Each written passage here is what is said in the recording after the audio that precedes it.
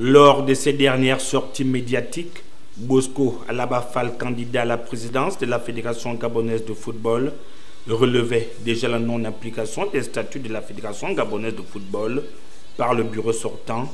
Les jours qui vont suivre avant la tenue du congrès du 10 mars 2018, des recours sont envoyés à la Fédération internationale de football association par Bosco Alaba Fall. Le contenu du courrier: appliquer à tout prix les articles 5, paragraphe 2, article 5, paragraphe 5, article 35, paragraphe 1 et 2, lesquels précisent avec exactitude les règles du jeu. Plusieurs jours après la tenue du congrès du 10 mars et avant le conclave du 31 mars, les courriers de la FIFA datés du 6 et 21 mars 2018, adressés pour autant au secrétaire général de la Fédération gabonaise de football par intérim et à l'ensemble des candidats en liste au scrutin à venir, lesquels rappelaient à l'ensemble des acteurs la conduite à tenir. Comme toujours, la Fédération gabonaise de football a dissimulé curieusement cette information capitale tout en faisant fi des orientations de la FIFA. Comme toujours, la vérité finit par triompher. Voilà le bureau de Pierre-Alain Mungengi et la toute nouvelle commission électorale mise en mal. A fait état d'un seul courrier, le courrier en date du 21,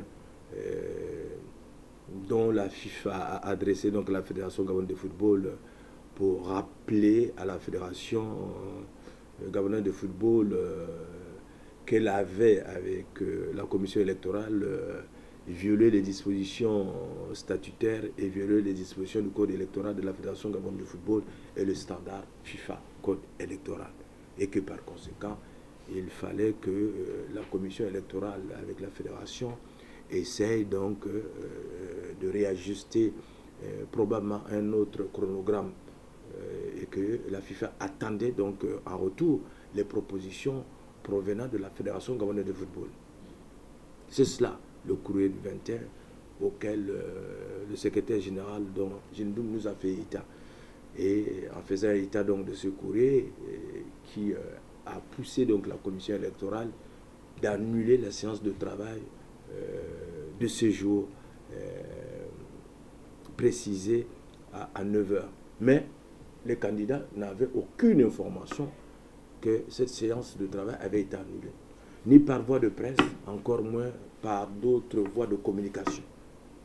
Donc du tout, nous avons été quand même un peu étonnés et révoltés pour comprendre qu'effectivement la Fédération gabonaise de football et ses commissions ne vont qu'en erreur en erreur.